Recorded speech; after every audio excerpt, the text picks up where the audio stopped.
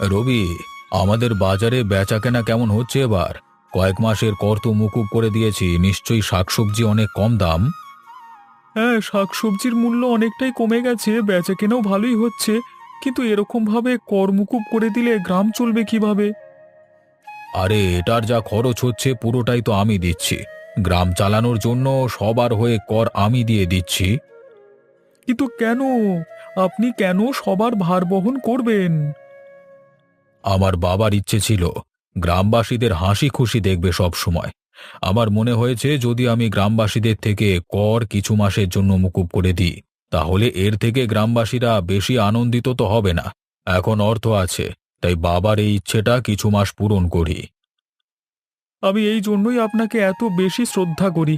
বেশিরভাগ মানুষ তো বেঁচে থাকতেও বাবা মাকে ভালোভাবে যত্ন করে না। আপনি আরেকজন, যিনি বাবা গত হওয়ার পরেও তার ইচ্ছেকে পূরণ করেছেন। যারা মা বাবার যত্ন নেয় না তারা হলো মূর্খ। একসময় মা বাবাই যে তাদের কত কষ্ট করে বড় করেছে সেটা ভাবে না। সবাই যদি ভাবতো, তাহলে মা বাবাদের আর দুঃখ কষ্ট থাকতো না। আচ্ছা, যাই হোক, এবার হিসেবপত্রগুলো করা যাক। শুরু করো। দাদা, হোটেলের খাবার দাম কেমন?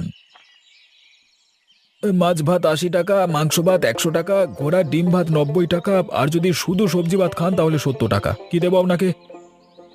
বাবা, খাবারের এত চড়া দাম, কিন্তু বাজারে শাকসবজি মাছ মাংস সবই তো সস্তা। এই সস্তার বাজারে আপনি এত দাম রেখেছেন কেন? দেখুন দাদা, এখন কিছুদিনের জন্য বাজারে সবকিছু জিনিসের দাম কম, কিন্তু জিনিসের দাম বেড়ে গেলে আমাকে তো এই দামেই বেচতে হবে। তখন তো আমার লোকসান হয়ে যাবে, তাই আগে থেকেই বাড়িয়ে রেখেছি। না না, আমি তো আপনার দোকানে আসি। জিনিসপত্রের দাম বাড়লে আপনি আবার দাম বাড়ান। একটু বেশি লাভ করছেন না আপনি। সাধারণ মানুষ এত টাকা দিয়ে খাবার খেতে পারবে না। এই যে মশাই, মেজাজটাকে গরম করবেন না। খেতে হলে খান, না হলে আগের পথে চলে যান, চলে যান। জমিদার মশাই সবকিছু থেকে করমুক্ত করেছে সবাইকে, যাতে ভালো থাকে, আর আপনি সেটা সুযোগ নিচ্ছেন। এই যে মশাই, আমাকে শেখাতে আসবেন না, ঠিক আছে? আমি এই বাজারে 10 বছর কাল ব্যবসা বাণিজ্য করছি। ঠিক আছে, ব্যবসা চালিয়ে যান, আমি খেতে পারবো না।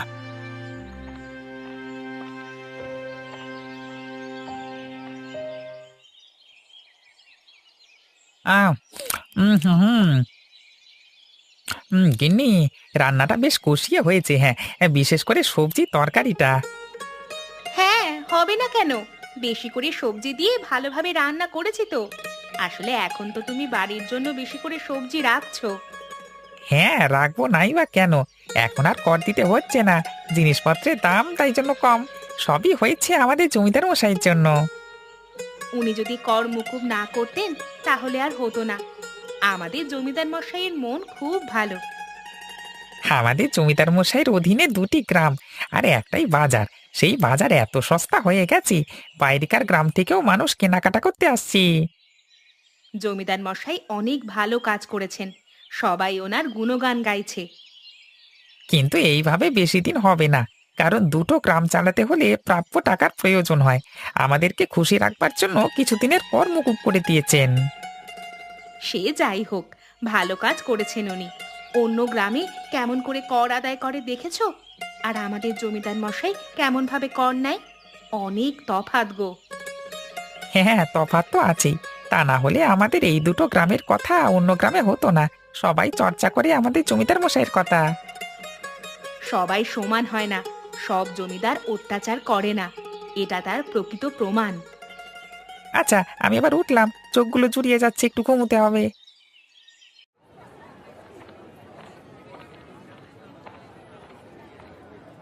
ভাই, খাওয়া হলো? তখন তো খেতেই গেলে।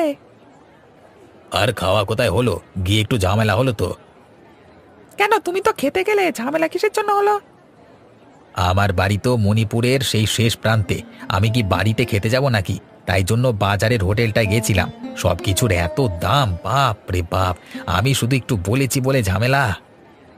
ওই দোকানে সব সময় খাবারের দাম আকাশ ছোঁয়া, কিন্তু খেতে অতটা ভালো না। আচ্ছা তুমি বলো, এখন বাজারে সবকিছুর এত কম দাম, তাও কেন এত দামে খাবার বিক্রি করছে? এটা তো উচিত নয়। কি আর হবে ভাই, ওদের ব্যবসা, ওরা যেমন খুশি লাভ রাখবে। তুমি আর আমি তো বলতে পারি না। হ্যাঁ, গ্রামে একটাই খাবারের হোটেল তো, তাই জন্যই অত ওর দেমাগ। এই দেমাগ একদিন মাটিতে মিশে যাবে, এত অহংকার ভালো না। সেটা তুমি আমি বুঝি, কিন্তু ওই হোটেলের মালিক পলাশ বোঝে না। ও এখন সুযোগের ব্যবহার করছে, তাই জন্য আমি দুপুরে যাইনি কোথাও। দিনে রোজগার করি ওই 150 টাকার মতো, আর যদি আমি 70 টাকার খাবারই খাই তাহলে বেঁচে কি থাকবে? ওই হোটেল সাধারণ মানুষের জন্য নয়। আচ্ছা তুমি বসো, আমি যাই। হ্যাঁ, আমার একটা ভাড়া আছে, আমি যাই। হ্যাঁ যাও, তুমি তো ভাড়া পেয়ে গেলে, দেখি আমি পাই কিনা।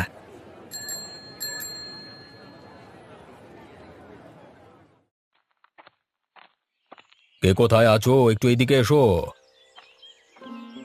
জমিদার মশাই, আপনি এসেছেন? কি খাবেন আপনি বলুন? তোমাদের এখানে কি কি পাওয়া যায়? কত করে দাম? আমাদের এখানে শুধু সবজি ভাত 70 টাকা, মাছ ভাত 80 টাকা, ডিম ভাত 90 টাকা, আর মাংস ভাত 100 টাকা। আপনার জন্য কোনটা নিয়ে আসবো? সে কি, বাজারের সব কিছু কেমন দাম চলছে সেটা জানো? খাবারের এত দাম, আমি নয় এত টাকা দিয়ে খেতে পারবো, কিন্তু সাধারণ মানুষ খাবে কিভাবে? আর তাছাড়া এখন কয়েক মাস কর্মকুব করা আছে, এত দাম হওয়ার তো কথা না। আগে আমাদের এই হোটেলে সবকিছুর দাম বরাবরই এই রকম, কমেও না বাড়েও না। তোমার স্বামী কোথায়? ওনাকে ডেকে দাও তো, ওনার সাথে কথা আছে। এই সময় আমার স্বামী তো হোটেলে থাকে না, আমিই থাকি। যা বলার আমায় বলুন, অসুবিধা নেই। আমি বলছি তোমাদের হোটেলের খাবারের দাম কমাতে। আমি কর্মকুব করেছি কিসের জন্য? যাতে সবকিছুর দাম একটু কমে। কর্তাবাবু, এটা তো সম্ভব নয়। আমাদের হোটেলে বরাবর এই দামে বিক্রি হয়, আমরা তো কমাতে পারবো না। দরকার হলে আপনি কর বসান সবকিছুতে। হ্যাঁ, তোমাদের ব্যবসা তোমরা বুঝবে, এখানে আমি কিছু বলতে পারি না। কিন্তু এত দাম দিয়ে আমি খাবো না। আমিও আজকে সাধারণ মানুষ হিসেবে নিজেকে দেখতে চাই।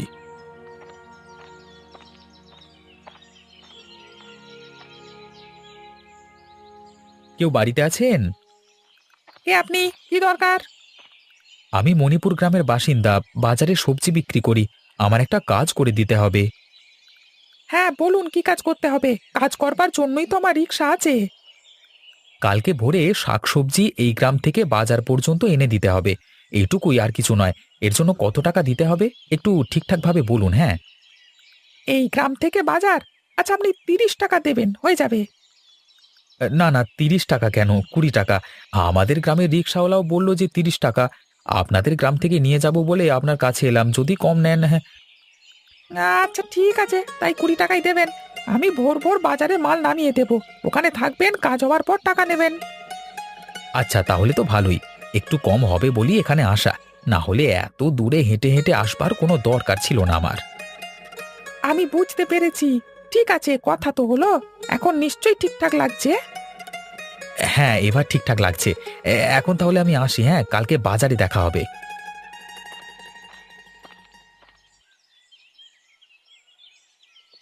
জমিদার মশাই, ও জমিদার মশাই, কি হলো আজকে এখনো দরজা খুলেননি কেন?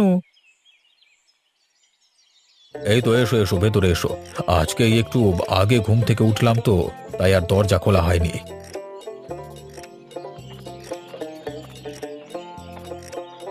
কেন? আপনি তো প্রত্যেক দিন ভোরবেলায় উঠে পড়েন, আজকে এত দেরি করলেন কেন? কালকে রাত্রেবেলায় চিন্তা ভাবনা করতে করতে ঘুম আসেনি, তাই জন্যই আজকে উঠতে একটু দেরি হয়ে গেল। দাঁড়াও, আমি চাটা নিয়ে আসি, তোমার জন্য নিয়ে আসছি আমি। না না জমিদার মশাই, আমি খেয়ে এসেছি, আর খাবো না। এই তুমি চুপ করে বসো তো, আমি যেন একা একা খাবো। আমি আসছি। এই নাও রবি, গরম গরম চা নাও। আচ্ছা এবার বলুন তো, কি চিন্তা ভাবনা করছিলেন যে আপনার ঘুম এলো না? কালকে বিকেলে বেরিয়েছিলাম, হোটেলে ঢুকেছিলাম, যা দাম বললো তা শুনে বেরিয়ে এলাম। এটাই হচ্ছে সমস্যা। আমাদের গ্রামে একটাই তো হোটেল, তাতেও যদি এত করে দাম হয়, তাহলে সাধারণ মানুষের লাভ কি? এসব চিন্তা ভাবনা করেছিলাম আর কি, কিভাবে সমাধান করা যায় সেটাও ভেবেছিলাম, কিন্তু কিছু ভেবে পেলাম না। গ্রামের একটা মাত্র খাবার হোটেল, ওই জন্যই সুযোগের সদ্ব্যবহার করছে মালিক। যদি আরো একটা হোটেল হতো তাহলে প্রতিযোগিতাতেই দাম কমে যেত। এই কথাটা তুমি ঠিকই বলেছ। একটা যদি হোটেল খোলা যায়, বেশি দিন হোটেল রাখবো না, শুধু ওকে শিক্ষা দেওয়ার জন্য খুলবো আর কি। আচ্ছা, আমি আপনাকে সাহায্য করব তাহলে। আমি সমস্ত কাজ পারি, হোটেলের দায়িত্ব আমার। দুদিন হলেই ও শিক্ষা পেয়ে যাবে, চিন্তা নেই। তাহলে ওই কথাই থাকলো, হ্যাঁ, কিছুদিন পর একটা হোটেল খোলা যাবে, আর সেখানে মালিক হচ্ছ তুমি। মালিক নয়, আমি সামান্য কর্মচারী। তাহলে আমি এই কথাটা প্রচার করে দেব। হ্যাঁ, এখন তাহলে আসি, কাজ আছে অনেক। তুমি তো বেশ কাজের ছেলে। আচ্ছা, যাও যাও, আর আটকাবো না। সকলে শুনুন, সকলে শুনুন, বিশেষ ঘোষণা। কিছুদিনের মধ্যেই আমাদের গ্রামে উদ্বোধন হতে চলেছে আরও একটি খাবার হোটেল, যেখানে মাছ, মাংস, ডিম সব কিছুই পাওয়া যাবে। সব কিছুর দাম মাত্র 50 টাকা, মাত্র 50 টাকা। বাবা, এই রবি দাদা সব কিছুর এত কম দাম! যাই খাবে মাত্র 50 টাকা! তাহলে তোমাদের দোকানে সব থেকে বেশি ভিড় হবে, কেউ পাত্তাই পাবে না গো। সকলের কথা ভেবে এই দাম রাখা হয়েছে। এরকম হলে দাম 40 টাকাও করা যেত। এবার সেটা সবকিছুই পরিস্থিতির উপর নির্ভর করছে। তোমরা এই উদ্যোগ চালিয়ে যাও, দরকার হলে আমিও হাতে হাতে সাহায্য করে দেব। দুই গ্রামের মধ্যে একটাই হোটেল ছিল, কিন্তু এবার আরও একটি হোটেল বাজারেই খোলা হবে। হোটেলের নাম গরিবের বন্ধু। সবাইকে একটু কথাটা জানিয়ে দাও।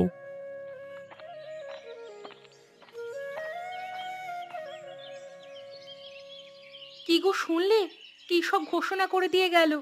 আমাদের থেকেও কম টাকায় নাকি খাবার খাওয়াবে। শুনলাম তো সবই। এইসব শোনার পরেও তোমার মনে হয় আমাদের হোটেলে আর লোক আসবে? সবাই ওই পাশের হোটেলেই যাবে। মাত্র 50 টাকায় মাছ, মাংস, ডিম যে যা খেতে চাইবে খাওয়াবে। যাই হোক, তোমার মতো এত ভালো রান্না কেউ করতে পারবে বলে মনে হয় না।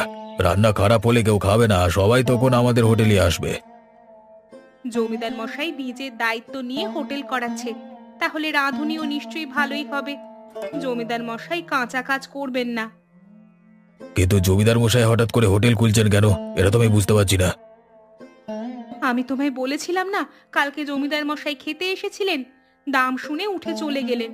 মনে হচ্ছে ওই কারণেই। কি আর বলবো, আমার ব্যবসা মনে হয় বন্ধ করে দিতে হবে। তুমি কিছু দাম কমিয়ে দাও না, তাহলে দেখবে আবার মানুষজনের ভিড় লাগবে। না, দাম কমিয়ে দিলে লাভ হবে কিভাবে? তাহলে তো লস হয়ে যাবে। জমিদার মশাই হোটেল খুলছেন, ওদের অনেক টাকা পয়সা। আমি কি আর পারবো ওদের সাথে পাল্লা দিতে? তবু আমি চেষ্টা করব। রান্না তো আমি ভালোভাবেই করি, দেখা যাক কি হয়। সবই বিধাতার ইচ্ছা, ওনার ইচ্ছার বিরুদ্ধে তো কিচ্ছু হয় না।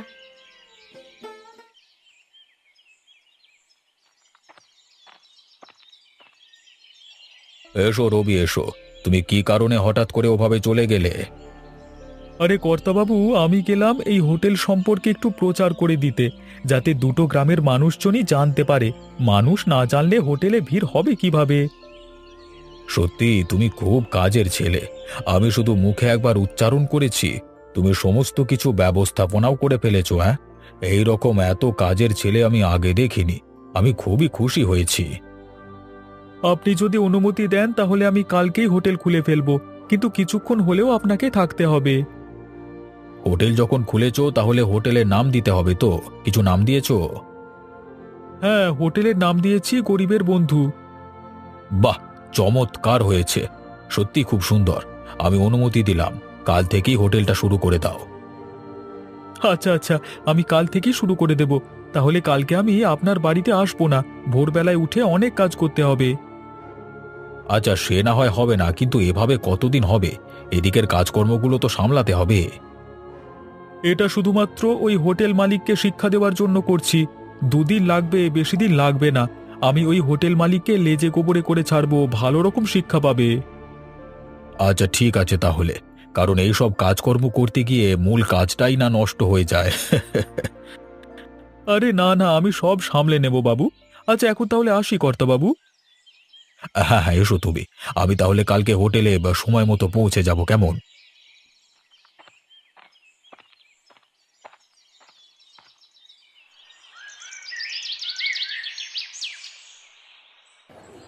বাবা, আজকে ভোরে কত কুয়াশা এসেছে। শীতের আগমন ঘটবে এবার। তাড়াতাড়ি বাজারগুলো করে রান্না চাপিয়ে দিতে হবে, তবে তো লোকে সময় মতো এসে খেতে পারবে। যাই যাই, পা চালিয়ে বাজারে যাই। আসুন রবিবাবু, আমার দোকানে আসুন, সমস্ত কিছু টাটকা তরতাজা। দাদা, আপনি এদিকে আসুন, আমার কাছে সমস্ত সবজি কম দামে পাবেন। আরে তোমরা দুজনে থামো, আমি দুজনের থেকেই কিনবো। সবার কাছে কম দামি হবে, জমিদার মশাই করমুকুব তো করে দিয়েছেন। তাহলে আমি আপনাকে কি দেবো? তুমি দাও গাজর ফুলকপি, ঠিক আছে? আমার দোকান থেকে তাহলে কি নেবেন? তুমি দাও পেঁয়াজ রসুন আদা, আর তার সাথে বেগুন আর বরবটি কলাই, ঠিক আছে? তাহলে তোমাদের কত টাকা হলো? আমার কাছে আপনার বিল হয়েছে 100 টাকা। আর আমাকে 120 টাকা দিন, তাহলেই আপনার হয়ে যাবে। এই নাও ধরো তোমাদের দুজনের টাকা। আমাদের হোটেলে খেতে এসো কিন্তু, হ্যাঁ, আজকেই উদ্বোধন। নিশ্চয়ই যাব। জমিদার মশাই নিজে বসে থাকবেন যখন, আমরা সবাই যাব।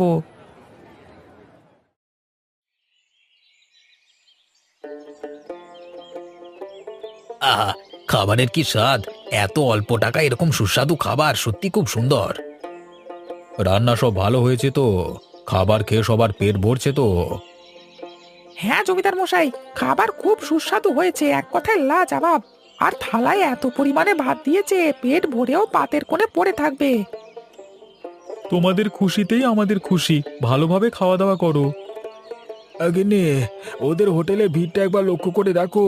আর আমরা কোথায় বসে আছি দেখো, আজকে একটা খরিদ্দারও আসবে না বুঝতেই পারছি। তুমি একবার জমিদার মশাইয়ের সাথে কথা বলো। এইভাবে চলতে থাকলে আমরা তো পথে বসবো গো। সংসার চলবে কিভাবে আমাদের? আমি জমিদার বাবুর সাথে কথা বলে দেখব, দেখি উনি কি বলেন। ওনার তো টাকা পয়সার কোনো অভাব নেই, তাও কেন যে হোটেলটা খুলেছে। ওদের দোকান যখন বন্ধ হবে তখন একবার যাব, গিয়ে কথা বলবো জমিদার মশাইয়ের সাথে। আমাদের কি হবে গো এবার? শেষে পথে বসতে হবে না তো? তুমি কেঁদো না গিন্নি, আমি কিছু না কিছু একটা ব্যবস্থা করব, তুমি কেঁদো না। জমিদার মশাইয়ের খাবার ওই হোটেলের থেকে অনেক ভালো। ওখানে বেশি টাকা দিয়ে ভালো খাবার পাওয়া যায় না। ভালোই হয়েছে এই হোটেলটা খুলেছে, আমি তো রোজ এখানেই খাবো।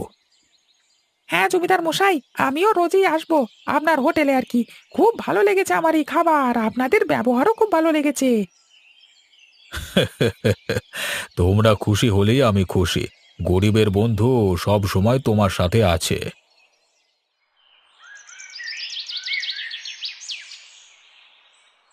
জমিদার মশাই, আমি যে পথে বসে গেলাম, আমার হোটেল একদম চলছে না, আজকে একটা খরিদ্দারও আসেনি। আমায় কিছু একটা উপায় বলে দিন, আমি আমার বউকে নিয়ে কোথায় যাব?